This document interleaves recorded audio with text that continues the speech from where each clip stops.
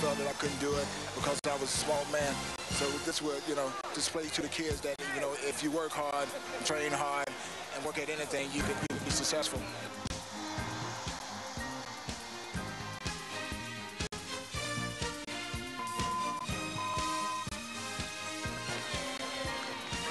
Hundreds lined the streets, waving and shouting to Annie Holyfield, the mayor and city police chief behind her. Well behind them, flanked by marching bands, the champion, Mrs. Holyfield's son, raised in an Atlanta housing project, nicknamed and still called Chubby by his mother. Today, her little boy is the pride of all of Atlanta.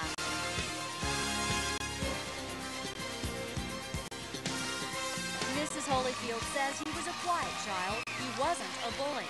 He made people laugh. He went to school. He got his first part-time job at the stadium at age 15. I taught him, you know, just how to respect everybody, like he treat everybody as he wants to be treated. And on behalf of the people of the city of Atlanta, hereby proclaim the month of November 1990 as Evander Holyfield Month in Atlanta in appreciation of his many contributions to our city.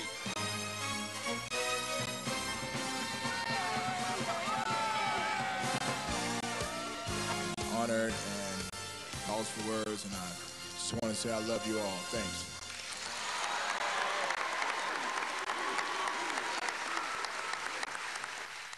You know, Evander is his own man. He has his own style. He has his own lifestyle. You know, the way he carries himself, his upbringing. He's a gentleman. He's not a boisterous type of person. He's not vulgar. And it's nothing that's put on. It's just the way he is. And but he's in a game when a lot of people don't appreciate that type of fighter. They want boisterous, loud, you know, egotistical guy, you know. But he's just not that way. Oh, say, can you see by the dawn? Tonight, undisputed heavyweight champion Evander Holyfield defends his title against former champion George Foreman. At the twilight's last gleaming, the challenger, Smoking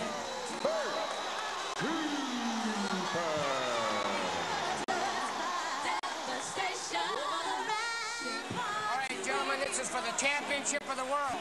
You've been through all the instructions. Expect a tough, clean fight. Protect yourself at all times. Any questions from Mr. Holmes in his corner? Any questions, Mr. Holyfield in his corner? Let's get it on.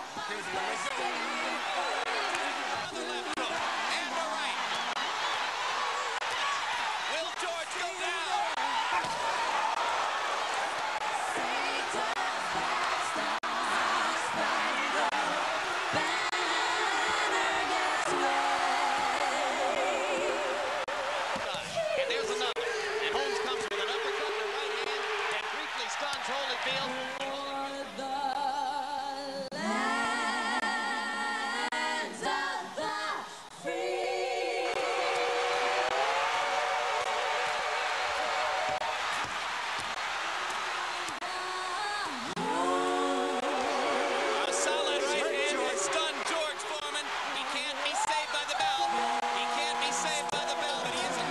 undisputed heavyweight champion of the world, the real deal,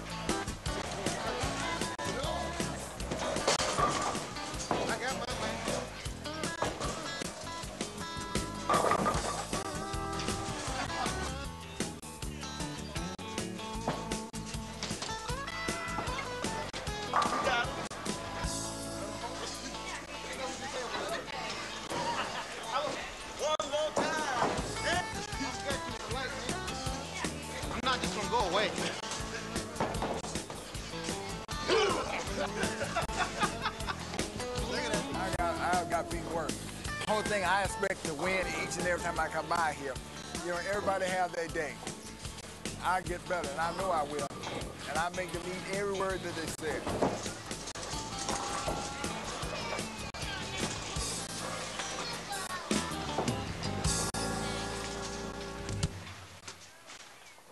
The only problem I have with Evander is, and sometimes him and I have had a real big arguments on, is sometimes where's the best Italian restaurant to go to eat and where to go bowl, and he's a stickler for when it comes to bowling, you know, and he's got to beat me all the time. That's all he's got to win. He's got to win all the time, you know, but he's a competitor. And this shows you what kind of a competitor is, whether it be going to select an Italian restaurant or whether go bowling. I mean, he's out there competing with you all the time, you know. It was 1992, and despite a 28-0 record, the world heavyweight champion was still seeking widespread respect. But then, in a one-year span, came two bouts that defined him as a boxer and a man.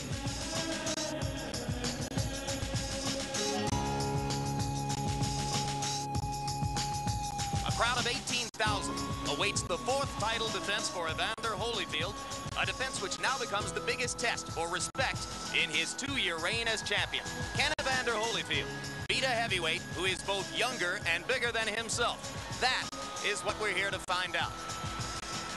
On the red on Bo's trunks and the red tassels on his shoes, from time immemorial in Africa, red symbolizes royalty. Too smart, too slick, baby, too slick out there. Let's get ready to rumble! Hand over the top, Evander just freezes and looks at it and then comes. He was hurt again. Bo didn't realize that he was hurt. And now Evander is reeling as Bo lands the left hook and goes to the body to try to set up the finish. It was already a special event after the first 9 rounds. You could see Bo growing into the task and learning a little bit about being in that kind of a war. You could see Holyfield, as Evander always did, giving everything he had to the task. Going into the fight, the questions were whether Bo had the heart or the stamina to stand up to a very well-conditioned, highly motivated, tough champion like Evander Holyfield.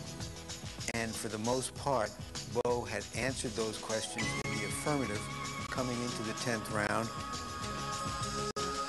Gentlemen, all this time, you can't understand someone being so dirty. You see Holyfield going down in this round, and Bo stuns him with an uppercut, and just like that, the champion struggles to stay on his feet.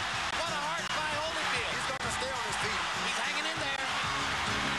Gets away from a right hand, blocks another one. Bo throwing and throwing, now goes to the body. Holyfield somehow standing up, but staying too close to Bo. Joe Cortez watching.